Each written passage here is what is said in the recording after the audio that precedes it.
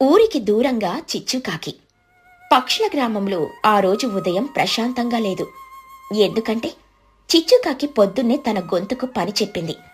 చిచ్చుకాకి గట్టిగా అరుస్తూ, ఎవరది నా ఇంటి ముందు నేను పెంచుకుంటున్న ఈ అందమైన గడ్డి మొక్క మీద చెత్త వేసింది? తుని, ఇది నువ్వే చేసుండాలి. నా గడ్డి వాడిపోతే నీకు సంతోషమా? తుని పిచ్చుక వాకిలి ఊడుస్తూ, అయ్యో చిచ్చు, నేనెందుకు వేస్తాను? అది గడ్డి మొక్క కాదు, కలుపు మొక్క. నేను ఇప్పుడే నా వాకిలిని శుభ్రం చేస్తున్నాను. నీ గొడవకు ఒక కారణం దొరికితే చాలు. ఓహా, నన్నే అంటావా? నా ఇంటి ముందు కలుపు మొక్క ఉంటే నీకేంటి నష్టం? దానికి కూడా నీ కన్ను కుట్టిందా? నిన్న నా కొడుకు చిన్ను కాకి నీ కూతురు బుజ్జి పిచ్చుకతో ఆడుకుంటే వాడికి ఏదో చెప్పుడు మాటలు చెప్పి పంపావు. నాకన్నీ తెలుసు. బుజ్జి పిచ్చుక ఇంట్లో నుండి బయటకొస్తూ, అయ్యో అత్త, నేనేం చెప్పలేదు. చిన్ను కాడే మా అమ్మల గొడవ పెట్టుకో అని నన్నన్నాడు అంతే. చూసావా, నా కొడుకుని నాకు వ్యతిరేకంగా మార్చేశావా? మీరంతా ఇంతే. ఈ ఊర్లో నా మంచితనాన్ని ఎవరు గుర్తించడం లేదు. నా గొప్పతనాన్ని చూడలేకపోతున్నారు. మీ అందరి మధ్య నేను ఉండలేను. చోటు చిలుక అప్పుడే అటుగా వస్తూ, ఏమైంది చిచ్చు, పొద్దున్నే మళ్ళీ మొదలు పెట్టావా? నువ్వొక్కదానివి. నీ పూల బొక్కల మట్టంతా నా అరుగు మీద పడుతోంది.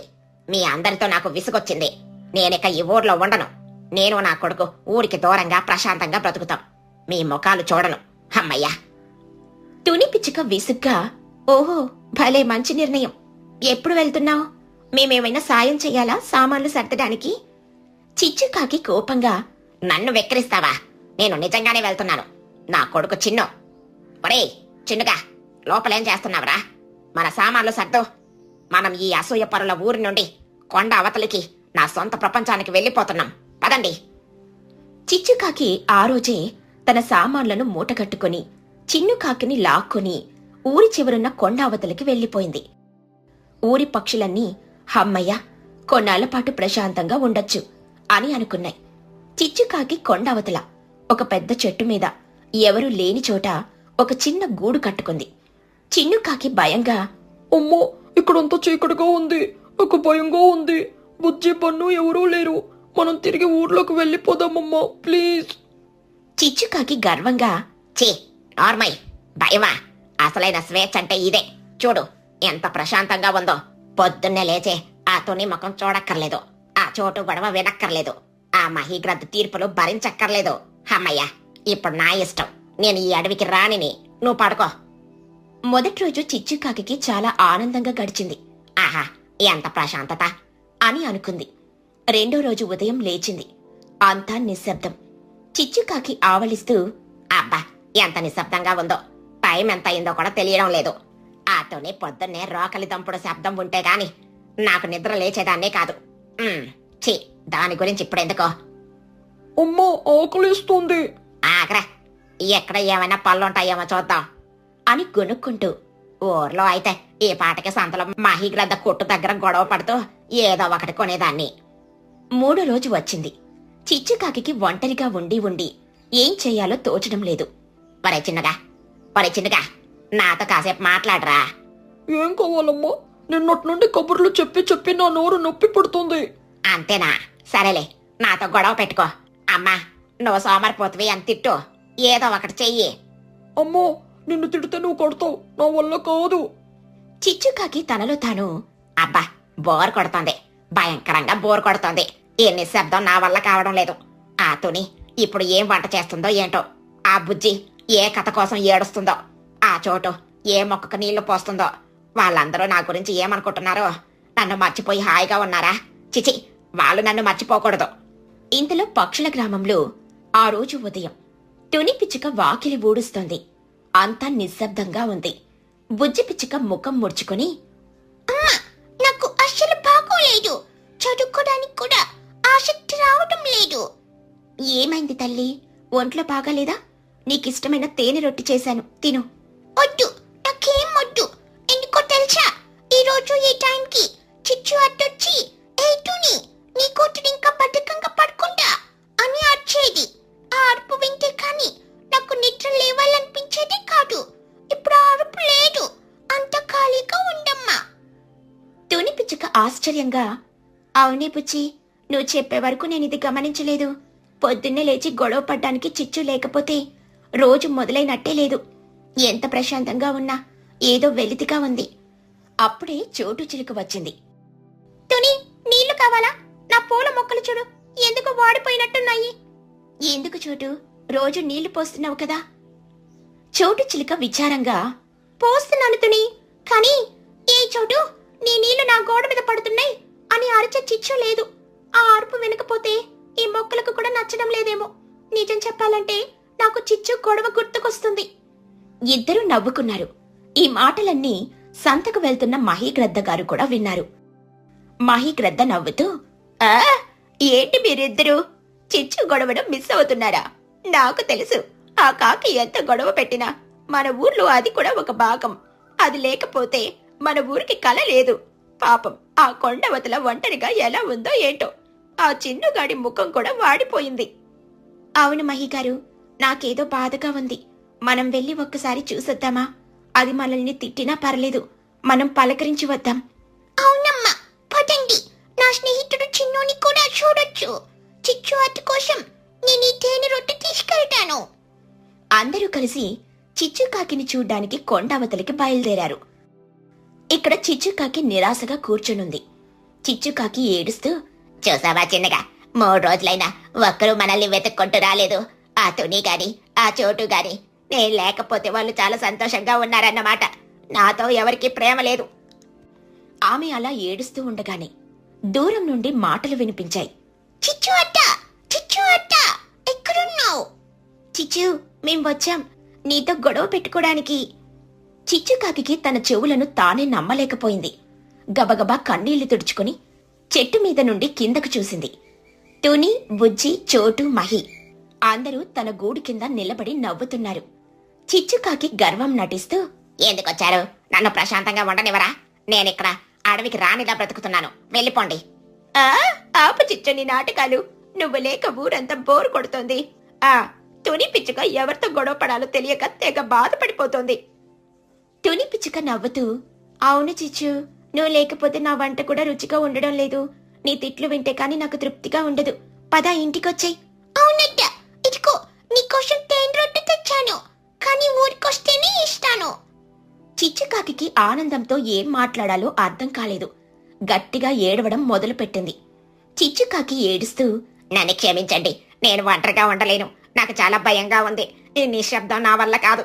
నాకు మీ గొడవలే కావాలి. నన్ను మళ్ళీ ఊరికి తీసుకెళ్ళండి. నేను మీ అందరితోనే ఉంటాను.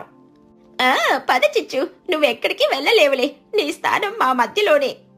అందరూ కలిసి చిచ్చుకాకి, చిన్నుకాకి సామాన్లను సర్ది వారిని ఆనందంగా ఊర్లోకి తీసుకెళ్తారు.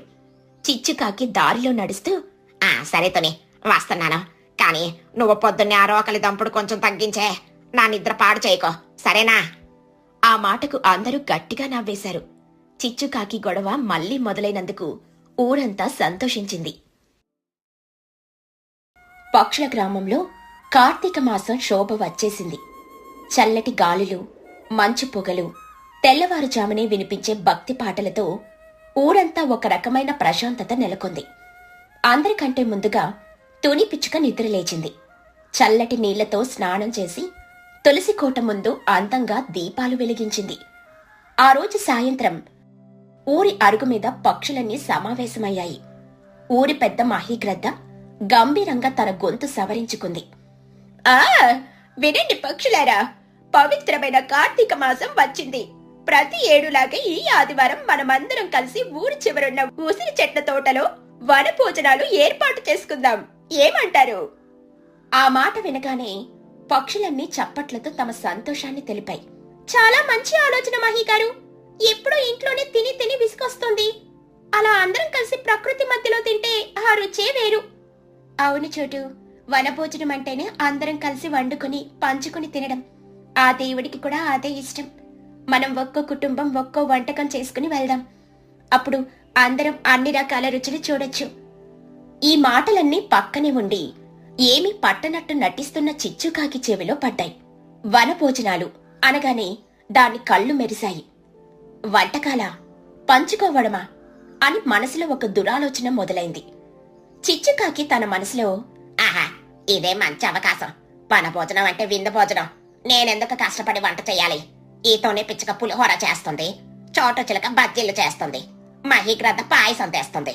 నేను మాత్రం ఏదో ఒకటి చెప్పి వాళ్ళ వంటలన్నీ లాగించెయ్యాలి. నా తెలివి ముందు వీళ్ళంతా జుజుబి. పైకి మాత్రం చాలా అమాయకంగా ముఖం పెట్టింది. అయ్యయ్యో, వన భోజనాలా చాలా మంచిదే, కానీ ఆ రోజు నాకు చాలా పనులున్నాయి.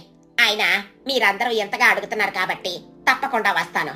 నా వంతుగా నేను కూడా ఏదో ఒకటి తెస్తానులేండి అని చెప్పి గర్వంగా అక్కడి నుండి వెళ్లిపోయింది. ఆదివారం రాణి వచ్చింది. పక్షుల గ్రామంలో ఉదయం నుండే సందడి మొదలైంది. తుని పిచ్చుక ఇంట్లో వంటగది గుమగుమలాడిపోతుంది. అమ్మా అమ్మా, వాసన భలే వస్తుంది. పులిహోర నాకే కదా? నీకే బుచ్చి, కానీ ముందు దేవుడికి నైవేద్యం పెట్టి వనభోజనాలకు తీసుకెళ్ళాలి. అక్కడ అందరూ తిన్నాక నీకు పెడతాను. అమ్మా, అందరూ తినేలోపు పులిహోర అయిపోతే నా పరిస్థితి ఏంటి? నా కోసం కొంచెం దాచిపెట్టమ్మా ప్లీజ్. తుని పిచ్చుక నవ్వుతూ, సరేలే తల్లి, నీకు దాచకుండా ఉంటానా? ఇప్పుడు వెళ్ళి ఆ అరిటాకులు శుభ్రంగా కడిగి తీసుకొనిరా. మనం వాటిలోనే భోజనం చేద్దాం. పక్కనే ఉన్న చోటు చిలుక ఇంట్లో నూనె కాగుతున్న శబ్దం వస్తుంది. అమ్మా, బజ్జీలేస్తున్నావా? నాకొక్క బజ్జీ ఇవ్వు. ఆగు బన్ను, ఇవి వనభోజనం కోసం. అక్కడ అందరితో పాటే తినాలి. ఇప్పుడు తింటే చిచ్చు అత్త చూస్తే గొడవ చేస్తుంది. అమ్మా, చిచ్చు అత్త అయితే వద్దులే, తనే అన్ని తినేస్తుంది. మహీకృత ఇంట్లో పాల పాయసం వాసన వస్తుంది. అందరూ ఎంతో భక్తితో సంతోషంగా వంటలు సిద్ధం చేసుకుంటున్నారు. ఇక మన చిచ్చుకాకి ఇంట్లో అయితే, అమ్మో అమ్మా, అందరూ వంటలు చేస్తున్నారు, మనమేం చేస్తున్నాం? నువ్వు పొయ్యి కూడా వెలిగించలేదేంటి? చిచ్చుకాకి హాయిగా మంచం మీద పడుకొని, ఒరే చిన్నగా, మనం ఏమీ వండక్కర్లేదురా. మనం తెలివిగా వండాలి. కష్టపడి వంట చేస్తే మన సరుకులు ఖాళీ అయిపోతాయి. అదే మనం ఏమీ వండకుండా వెళ్తే వాళ్ళ సరుకులు ఖాళీ అవుతాయి. ఇది వ్యాపార సూత్రం రా. మరి వాళ్ళు అడిగితే ఏం చెప్పాలమ్మా? చిచ్చుకాకి ఒక జిత్తులు మారి నవ్వు నవ్వి, దానికి నా దగ్గర ఒక గొప్ప ప్లాన్ ఉందిలేరా. నువ్విప్పుడు నోరు మోసుకొని ఒక పాత ఖాళీ డబ్బా తీసుకునిరా, మిగిలింది నేను చూసుకుంటాను. మధ్యాహ్నమైంది. పక్షులన్నీ తాము చేసిన వంటకాలతో పిల్లలతో కలిసి ఊరి చివరున్న ఉసిరి చెట్ల తోటకి చేరాయి. ఆ ప్రదేశం పక్షుల కిలకిల రావాలతో, వంటల సువాసనలతో నిండిపోయింది. తుని పిచ్చుక ఒక ఉసిరి చెట్టు కింద తులసి మొక్క ముందు ఒక చిన్న దీపం వెలిగించింది. అందరూ రండి, ముందుగా దేవుడికి నైవేద్యం సమర్పిద్దాం. అందరూ తాము తెచ్చిన వంటకాలను దేవుడి ముందు పెట్టారు. మహీగ్రద్ద తెచ్చిన పాయసం, చోటు చిలుక తెచ్చిన వేడివేడి బజ్జీలు, లూసి పావురం తెచ్చిన గారెలు, కుహుపాతు తెచ్చిన పండ్ల రసం అన్నీ ఉన్నాయి. ఏంటి చిచ్చు, నువ్వేం తెచ్చావో దేవుడికి పెట్టవా? చిచ్చుకాకి అప్పటిదాకా చెట్టు వెనక దాక్కుని అప్పుడే ఒక పాత ఖాళీ డబ్బాతో ముఖం చాలా విచారంగా పెట్టి ముందుకొచ్చింది. చిచ్చుకాకి ఏడుపు ముఖంతో, ఏం చెప్పమంటారు మహిగారు, నా కష్టమంతా బూడిదలో పోసిన పన్నీర్ అయింది. ఈ రోజు మీ అందరి కోసం ఎంతో ఇష్టంగా బాదం హల్వా చేశాను. నా కొడుకు చిన్నుకి కూడా రుచి చూపించకుండా మీకోసమే తెస్తున్నాను. చిన్నుకాకి తన మనసులో, బాదం హల్వానా? ఉదయం నుండి ఇంట్లో పచ్చి మంచినీళ్ళు కూడా లేవే. చిచ్చుకాకి కథ కొనసాగిస్తూ, అలా డబ్బా పట్టుకుని వస్తుంటే దారిలో ఒక పెద్ద కోతల గుంపు అడ్డొచ్చింది. నా చేతిలోని హల్వా డబ్బా వాసన చూసి నా మీద దాడి చేశాయి. అయ్యో, ఇది వనభోజనం కోసం, దయచేసి వదిలేయండి అని ఎంత బ్రతిమలాడినా వినలేదు. నన్ను కింద పడేసి నా హల్వా మొత్తం తినేశాయి. నా డబ్బాని లాక్కొని పోయాయి. నేను ఏడుస్తూ ఉంటే ఆ కోతులు నవ్వి వెళ్లిపోయాయి. అతి కష్టం మీద ఈ ఖాళీ డబ్బాని మాత్రం వాటి దగ్గరుండి లాక్కొని నా ముఖం మీకు చూపించడానికని వచ్చాను. చిచ్చుకాకి చెప్పిన కట్టుకథ విని తుని పిచ్చుక చోటు చిలుక జాలిపడ్డారు. అయ్యయ్యో, ఎంత కష్టం వచ్చింది చిచ్చు, కోతులు ఎత్తుకుపోయాయా? చాలా బాధగా ఉంది.